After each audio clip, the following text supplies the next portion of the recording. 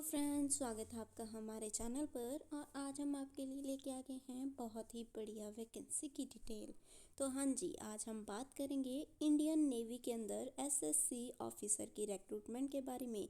तो पहले हमारे चैनल को सब्सक्राइब कर लीजिए, क्योंकि हम डेली आपके लिए कुछ गवर्नमेंट और प्राइवेट सेक्टर के अंदर रिक्रूटमेंट की डिटेल्स लेके आते रहते हैं।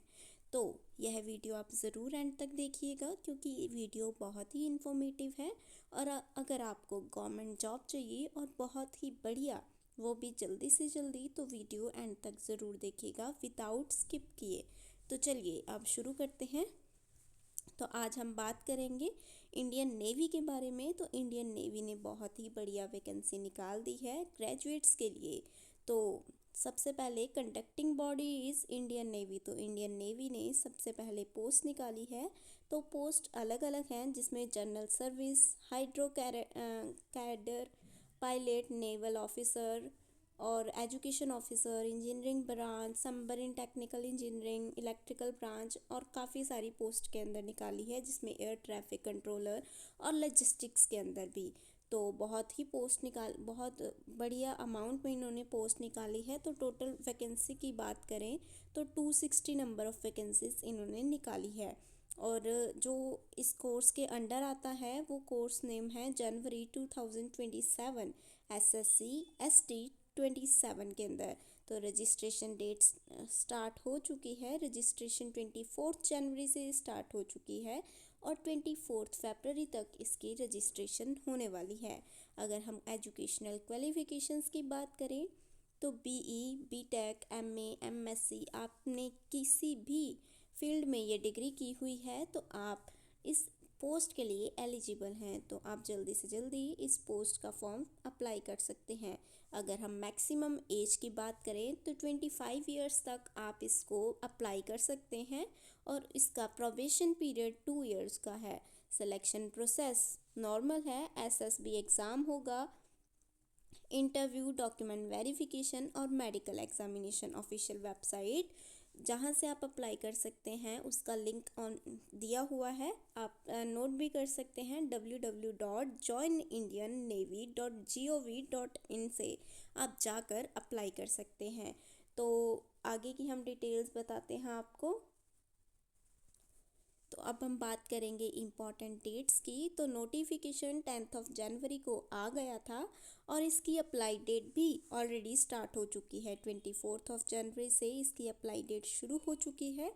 तो आप जल्दी से जल्दी जाके, आपको अगर एक बढ़िया गवर्नमेंट जॉब चाहिए तो आप जल्दी से जल्दी जाकर इस पे रजिस्टर करिए और अपना फॉर्म अप्लाई कीजिए। और इसकी जो लास्ट डेट रहने वाली है वो रहने वाली है 24 फरवरी। तो बहुत कम टाइम है, जल्दी से जल्दी इस फॉर्म को अप्लाई कीजिएगा। और मैंने ऑलरेडी बताया आपको कि कौन सी पोस्ट पर ये वैकेंसीज निकली है। तो सबसे पहले जनरल सर्विस वाले डिपार्टमेंट में और हाइड्रो कैडर वाले डिपार्टमेंट में 76 वैकेंसीज हैं और पायलट में 25 वैकेंसीज हैं। नेवल एयर ऑपरेशन ऑफिसर्स में, जो कि ऑब्जर्वर की पोस्ट है, तो उसमें 20 पोस्ट हैं। एयर ट्रैफिक कंट्रोलर में, एटीसी डिपार्टमेंट में आपकी 18 पोस्ट हैं। लॉजिस्टिक्स के अंदर आपकी 10 पोस्ट हैं। एजुकेशन ऑफिसर, जो कि एजुकेशन वाले डिपार्टमेंट के अंदर आपकी 15 पोस्ट हैं। अगर वहीं बात करें इंजीनियरिंग ब्रांच की, तो इंजीनियरिंग ब्रांच के अंदर 42 पोस्ट हैं और सबमरीन इंजीनियरिंग में 8 पोस्ट हैं। इलेक्ट्रिकल ब्रांच के अंदर 38 पोस्ट हैं एंड सबमरीन इलेक्ट्रिकल के अंदर आपकी 8 पोस्ट हैं। मतलब सबमरीन इंजीनियरिंग एंड इलेक्ट्रिकल दोनों के अंदर पोस्ट हैं, जिसकी टोटल काउंट 8 पोस्ट है। टोटल 260 पोस्ट पर यह वैकेंसी निकाली गई है। अगर हम बात करें एलिजिबिलिटी की, तो एलिजिबिलिटी जनरल सर्विस के अंदर और हाइड्रो कैडर के अंदर आपकी बीटेक कंप्लीट होनी चाहिए या आपने बीई किया होना चाहिए। तो ये और आपकी एज लिमिट भी इसके अंदर स्पेसिफिक दी गई है कि आप 2 जनवरी 2002 से लेकर 1 जनवरी 2007 के बीच में ही बॉर्न होने चाहिए, तभी आप इस जनरल सर्विस की ब्रांच को फिल कर सकते हैं। नेक्स्ट, पायलट के अंदर भी आपकी बीई बीटेक होनी चाहिए, वो किसी भी डिसिप्लिन के अंदर हो सकता है। और एज लिमिट इसमें दी गई है 2 जनवरी 2003 से लेकर 1 जनवरी 2008। और नेवल एयर ऑपरेशंस के अंदर भी आपकी BE BTech होनी चाहिए और इसमें भी एज लिमिट दी गई है। उसके बाद से आता है एयर ट्रैफिक कंट्रोल जिसमें आपकी BE BTech होनी चाहिए। देन लॉजिस्टिक्स के अंदर आपकी BE BTech होनी चाहिए जो कि फर्स्ट क्लास में होनी चाहिए। अगर आपकी BE BTech नहीं है और आपने MBA किया हुआ है तो वो भी आपका फर्स्ट क्लास में होना चाहिए। अगर आपने MBA भी नहीं आपने कंप्लीट किया, BSc BCom BSc IT के अंदर किया हुआ है, फिर भी आप इसको अप्लाई कर सकते हैं। बट इसमें आपका PG डिप्लोमा ज़रूर होना चाहिए। फाइनेंस के अंदर, लॉजिस्टिक्स के अंदर और भी इन्होंने दिया हुआ है SSCM और MM के अंदर।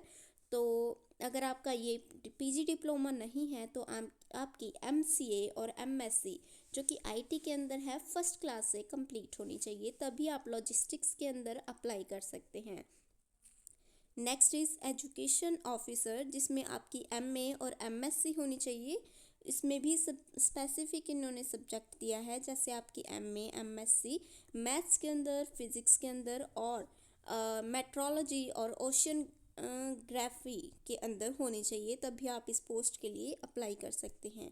अगर आपकी MA MSc नहीं है तो आप BE BTech ME MTech आपकी कंप्लीट होनी चाहिए। Mechanical, electrical, electronics, computer science और IT रिलेटेड स्ट्रीम में आपने इसमें से कुछ भी कंप्लीट किया है तो आप इस पोस्ट के लिए एलिजिबल हैं। देन इंजीनियरिंग ब्रांच की अगर बात करें एलिजिबिलिटी क्राइटेरिया की और सबमरीन इंजीनियरिंग की, तो इंजीनियरिंग ब्रांच के अंदर आपकी BE या BTech होनी चाहिए जो इन्होंने दिया हुआ है, जैसे mechanical, marine, aerospace, automobile, instrumentation या फिर और भी।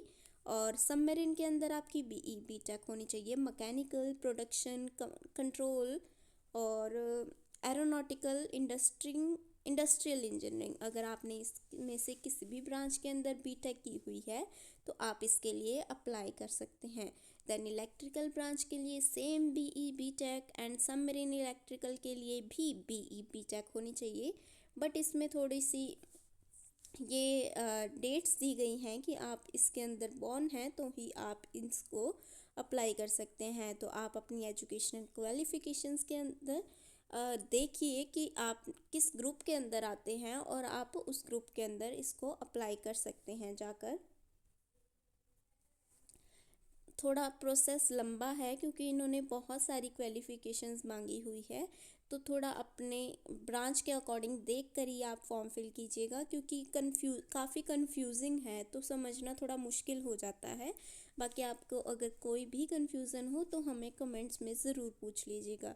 बाकी अगर हम रिक्रूटमेंट की सिलेक्शन प्रोसेस का बात करें तो नॉर्मल सिलेक्शन प्रोसेस है।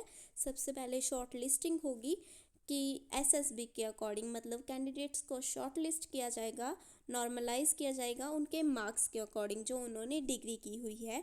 कि अगर आपने मैकेनिकल किया है, इलेक्ट्रिकल किया है, तो उन्हें किस डिग्री के अंदर फर्स्ट प्रेफरेंस देनी है या फिर डिग्री के मार्क्स के अकॉर्डिंग फर्स्ट प्रेफरेंस देनी है, तो उस हिसाब से आपको शॉर्ट लिस्ट किया जाएगा। देन SSB एग्ज़ाम होगा। SSB एग्ज़ाम को आपको इन्फॉर्म किया जाएगा थ्रू SMS या ईमेल, आपको किया जाएगा कि आप शॉर्ट लिस्ट हो चुके हैं। देन डॉक्यूमेंट वेरिफिकेशन होगा और मेडिकल एग्जामिनेशन होगा। मतलब सिर्फ एक एग्ज़ाम होगा, मान लीजिए this kind of A interview होगा और एक इंटरव्यू के बेसिस पे आप शॉर्ट लिस्ट किए जाओगे।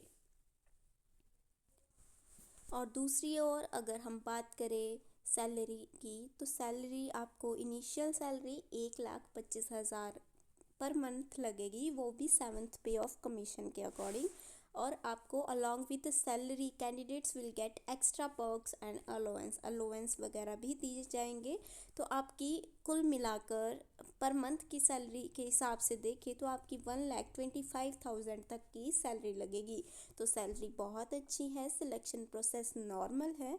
तो अगर आपने जल्दी से जल्दी कोई एग्ज़ाम नहीं दिया है और गवर्नमेंट जॉब लेना चाहते हैं, तैयारी कम है, तो आप इस पोस्ट के लिए ज़रूर अप्लाई करें, क्योंकि इसमें थोड़ा टाइम भी है और आप अपनी ग्रेजुएशन के हिसाब से आपकी शॉर्ट लिस्टिंग होगी। तो आप इस फॉर्म को अप्लाई कर सकते हैं, बहुत ही बढ़िया मौका है आपके पास, और वो भी बहुत ही बढ़िया सैलरी के साथ। तो ये थी आज की हमारी वैकेंसी की डिटेल। बाकी आपको कोई भी कन्फ्यूज़न हो तो आप हमसे बेझिझक कमेंट्स में पूछ सकते हैं। अगर आपको किसी चीज़ का लिंक चाहिए तो भी हमें कमेंट्स में बता सकते हैं, हम आपको ज़रूर लिंक प्रोवाइड करेंगे। और बाकी अगर आपको किसी भी गवर्नमेंट सेक्टर में या प्राइवेट सेक्टर में किसी चीज़ की जॉब के रिलेटेड कोई कन्फ्यूज़न हो तो हमें कमेंट्स में पूछ लें, हम आपकी वो कन्फ्यूज़न ज़रूर दूर करेंगे। और बाकी ऐसी ही और इन्फॉर्मेशंस के लिए आप हमारे चैनल के साथ जुड़े रहें। मिलते हैं नेक्स्ट वीडियो में, तब तक के लिए बाय फ्रेंड्स।